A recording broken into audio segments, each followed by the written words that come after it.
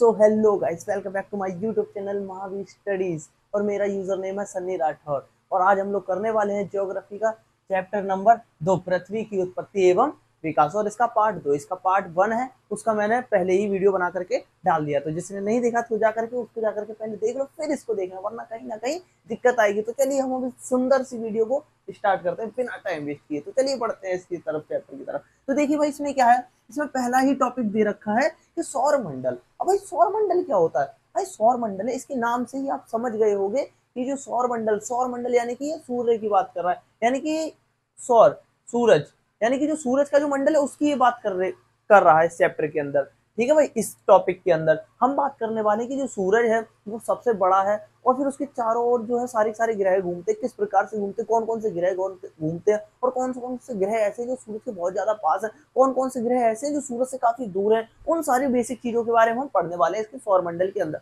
तो चलिए बिना टाइम वेस्ट किए जल्दी से पढ़ लेते हैं। क्या है भाई, सौर मंडल में कुल 8 ग्रह हैं।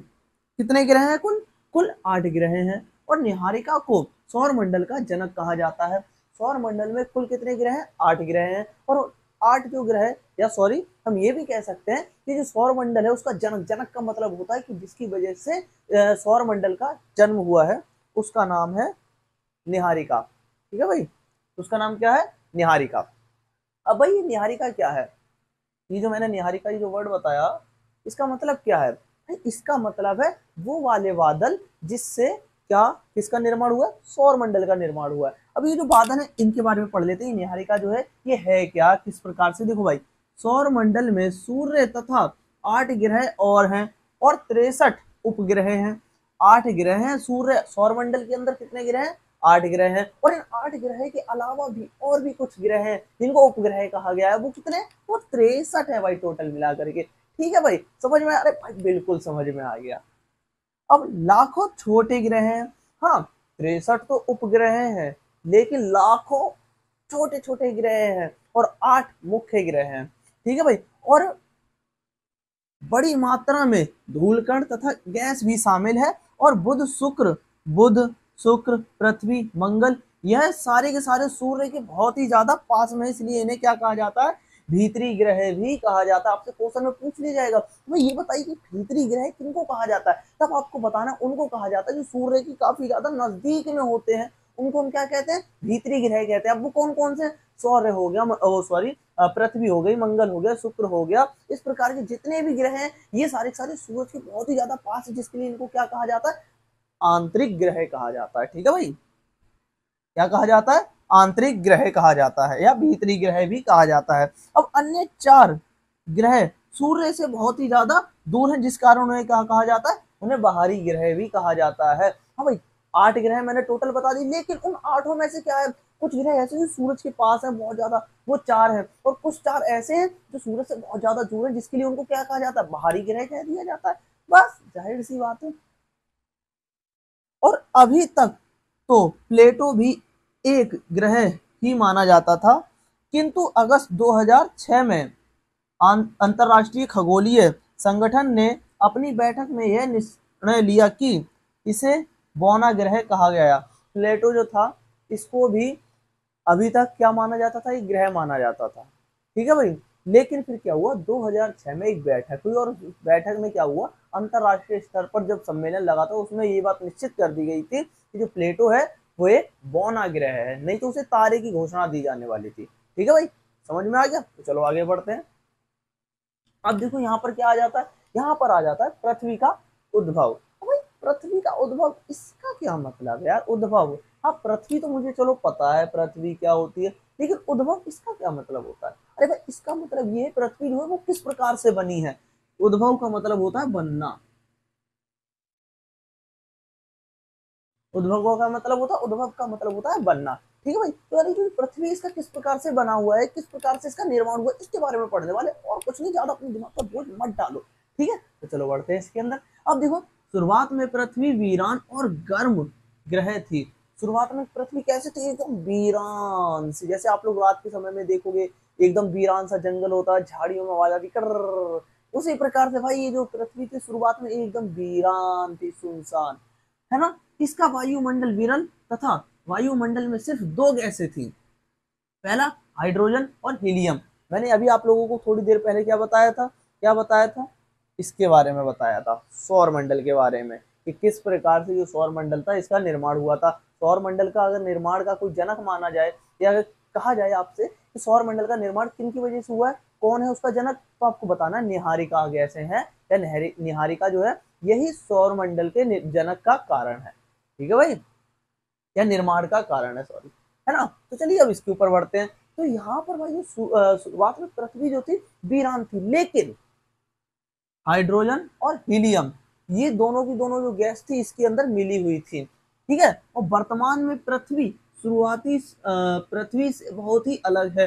कुछ प्राकृतिक घटनाओं के कारण यह सुंदर बन गई है, सुंदर ग्रह बन गई है। अब भाई देखो क्या हुआ अब हम बात क्या करते हैं, प्राचीन पृथ्वी की। कौन सी पृथ्वी की? प्राचीन। और फिर बात करते हैं वर्तमान की। तो ये है वर्तमान की पृथ्वी। ठीक है भाई, यानी कि भाई ये वाली पृथ्वी और ये वाली पृथ्वी, इन दोनों में जमीन आसमान का अंतर है। कैसे? शुरुआत की जो प्राचीन काल की जो पृथ्वी थी वो एकदम वीरान थी, लेकिन आज की जो पृथ्वी है वो कुछ प्राकृतिक आपदाओं या घटनाओं के कारण बहुत ही ज्यादा हरी भरी हो गई और इस पर मानवों का निवास हो गया है। ठीक है भाई। अब भाई और फिर यहाँ पानी का पानी जीवन जीने की अनुकूल अवस्थाएं बनी थी। अब भाई यहाँ पर जो पानी था इसको पीने के लिए या जीवन को जीने के लिए जो जो चीजें हमको चाहिए, जो अनुकूल अवस्थाएं चाहिए, वो सारी की सारी बनने लगी थी। ठीक है भाई। पृथ्वी की संरचनाएं परतदार है। पृथ्वी की जो संरचना है वो परतदार है। कैसे भाई परतदार? ये है पृथ्वी। ठीक है, अब इसकी जो संरचना कैसे भाई? ये जो बनावट है, इसकी बनावट है पृथ्वी की, वो परतदार है। परत यानी कि मोटी सी परत से। ठीक है भाई। अब भाई हम बात करने वाले हैं किसकी? पार्थिव ग्रह की, सॉरी पार्थिव की और जोवियन। ये दोनों है क्या, इनमें अंतर क्या है, इन सारी चीजों के बारे में अब मुझे आपको बताना है। हाँ भाई, मैंने अभी आप लोगों को क्या बताया था, आंतरिक ग्रह किसे कहा जाता है? उनको कहा जाता है जो बहुत ही ज्यादा सूरज के पास में होते हैं। और बाहरी किसे कहा जाता है? उनको कहा जाता है जो सूरज से काफी ज्यादा दूर होते हैं। तो ये भी उन्हीं से रिलेटेड है। कैसे? देखते हैं भाई पढ़ के। अब भाई इन्हें भीतरी ग्रह भी कहा जाता है। मैंने बोला था ना कि कुछ ग्रह ऐसे होते हैं जो सूरज के बहुत ज्यादा नजदीक होते हैं। तो भाई जो सूरज के बहुत ज्यादा नजदीक होते हैं ना उनको पार्थिव ग्रह भी कहा जाता है, और जो सूरज से दूर होते हैं उनको जोवियन ग्रह कहा जाता है। ठीक है भाई, तो इन्हें भीतरी ग्रह भी कहा जाता है। ये सूर्य के ज्यादा पास होते हैं। और ये वाले देखते हैं क्या, ये बाहरी ग्रह होते हैं और ये सूर्य से अधिक दूर होते हैं। इस कारण इतना तापमान इनका जो सॉरी इन इसका इस कारण इनका तापमान कम होता है। भाई ये जो सूरज है, देखो मान लो ये सूरज है ना। अब भाई ये वाला ग्रह है, ये सूरज के काफी ज्यादा पास है, तो जाहिर सी बात है इसका तापमान अधिक होगा। लेकिन ये वाला ग्रह काफी ज्यादा दूर है सूरज से, भाई जाहिर सी बात है इस पर सूर्य का प्रकाश ज्यादा तेजी से नहीं पड़ने वाला है ना भाई। तो ये यही बात कहना चाहता है, इस कारण इसका तापमान कम होता है। यानी कि ये जो जोवियन जो ग्रह है इनके जो तापमान होता है वो कम होता है। क्यों? क्योंकि भाई यहाँ पर सूर्य का जो प्रकाश है वो पहुंचता ही नहीं है सही से, है ना भाई। अब देखो अधिक तापमान के कारण गैसें संघनित नहीं हो पाती हैं। अब भाई इधर क्या होता है, इधर भाई बहुत ही ज्यादा तापमान होता है जिसके कारण जो गैसें होती हैं वो ज्यादा से ज्यादा एकत्रित नहीं हो पाती। कौन सी गैस? Hydrogen, helium. ठीक है भाई। और इनका आकार छोटा होता है। इनका आकार भाई देखो छोटा होता है, जाहिर सी बात है इसका उल्टा इसको कर दो, इनका आकार बड़ा होगा, हो गया। और सौर वायु सूर्य के नजदीक अधिक शक्तिशाली है। जो सूरज की जो वायु है वो सूरज के पास में अधिक शक्तिशाली होती है, और यहाँ पर जो सूरज की जो किरणें होती हैं वो अधिक शक्तिशाली नहीं होती। क्यों? क्योंकि भाई दूर होता है यार। अब शक्तिशाली है जिसके कारण पार्थिव ग्रहों से ज्यादा गैस उड़ जाती हैं। अब भाई ये ज्यादा शक्तिशाली होती है, यहाँ पर जो किरणें होती हैं सूरज की यहाँ पर अधिक शक्तिशाली होती है यहाँ पर, यानी कि जो पार्थिव ग्रह है ये जो ग्रह होते हैं बहुत ज्यादा गर्म रहते हैं। क्यों? सूरज की वजह से, जिसके कारण क्या होता है सारी सारी गैस जो होती है वो उड़ जाती है, लेकिन इसकी गैसें नहीं उड़ पाती है। क्यों?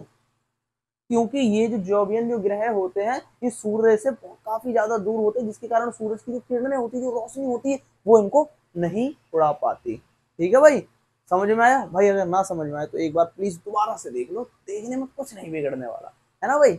तो चलिए फिर आगे बढ़ते हैं। अब हम पढ़ने वाले हैं स्थल मंडल के बारे में। स्थल मंडल, अब ये स्थल मंडल क्या होता है? स्थल मंडल का भाई मतलब होता है स्थल, यानी कि भाई स्थल, स्थल का मतलब होता है जमीन।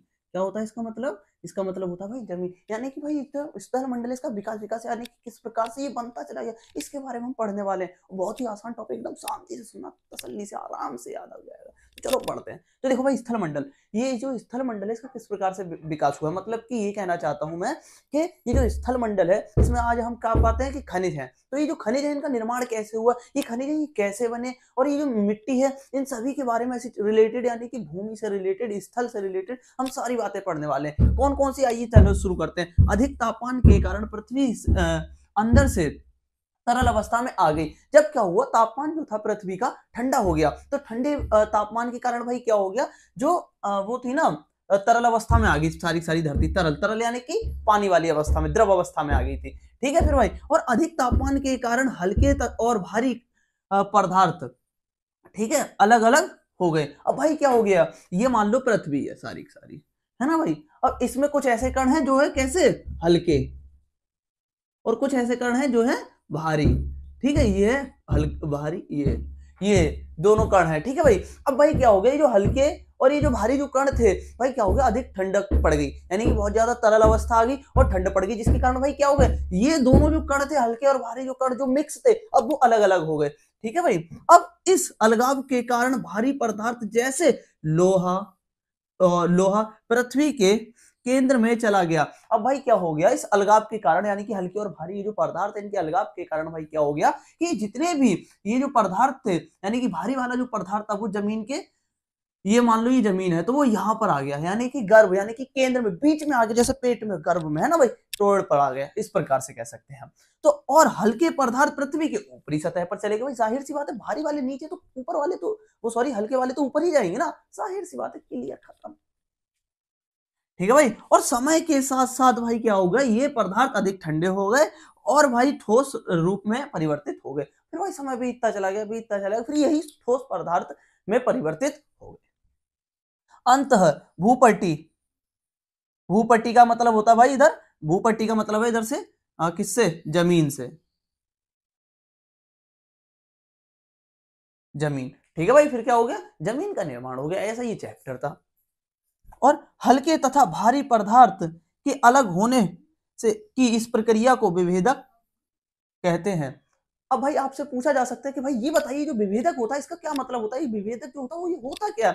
भाई विभेदक जो होता है, हल्के और भारी ये जो पदार्थ थे यही दोनों जब अलग हो गए तो इसी को क्या कहा गया, इसी को विभेदक कहा गया। बस इतना सा था ये वाला टॉपिक, बड़ा ही आसान टॉपिक था भाई, अगर ना समझ आओ तो एक बार फिर से देख लो, देखने में कोई कष्ट नहीं होने वाला भाई, देख लो भाई, देख लो। चलो भाई, लेकिन अगर समझ में आ गया तो आगे बढ़ो भाई मेरे साथ में, मेरे ख्याल से तो आ ही गया होगा आप लोगों के समझ में। अब भाई बात करते हैं जलमंडल। अभी तक हमने किसके बारे में पढ़ा, सारी सारी जो जमीन थी उसके बारे में पढ़ा, लेकिन अब हम पढ़ने वाले हैं किसके बारे में, जल के बारे में, यानी कि जो जलमंडल है इसका किस प्रकार से विकास हुआ था इसके बारे में हम पढ़ने वाले हैं। तो चलो पढ़ते हैं शुरू।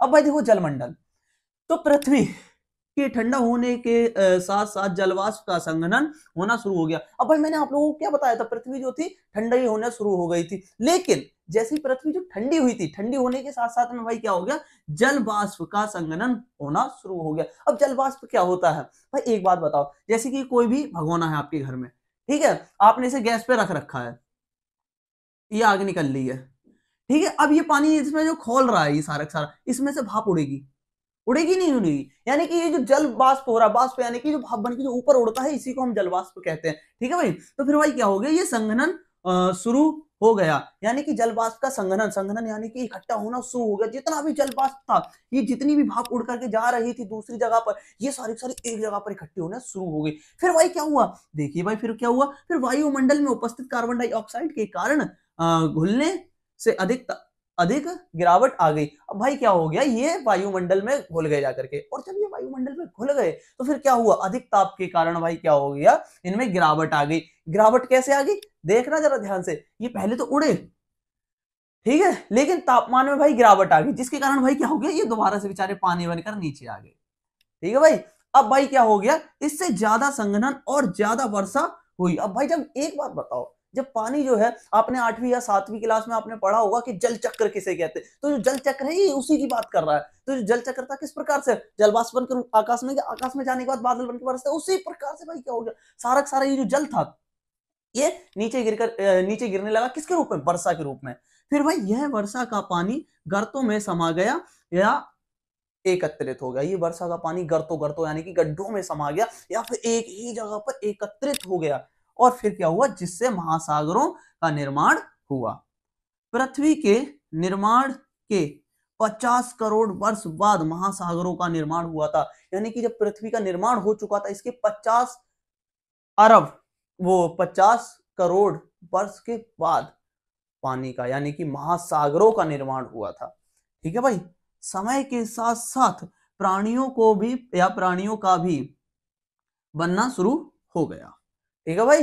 अब फिर क्या हुआ भाई, जल में प्राणियों का भी यानी कि जीवन आना शुरू हो गया भाई। ये था हमारा चैप्टर भाई। यही के साथ हमारा ये जो चैप्टर हो जाता है ये हो जाता है कंप्लीट। और फिर भाई अगर वीडियो अच्छी लगी हो तो लाइक और सब्सक्राइब जरूर करें, और मैं इसके बाद भी और भी कई सारी वीडियोस बनाने वाला हूँ, तो भाई बने रहिए मेरे यूट्यूब चैनल पर और सब्सक्राइब करते रहिए। और भाई आपका एक एक सब्सक्राइब मुझे मोटिवेट करता है। ठीक है भाई, तो लाइक्स और सब्सक्राइब जरूर ठोकना। ठीक है भाई। और मैं और भी कई वीडियोस ऐसी होंगी जिनको बनाने वाला हूँ, इसे 11th क्लास की और 12th की भी बनाऊंगा, अब जल्दी ही 12th की भी बनाने वाला हूँ।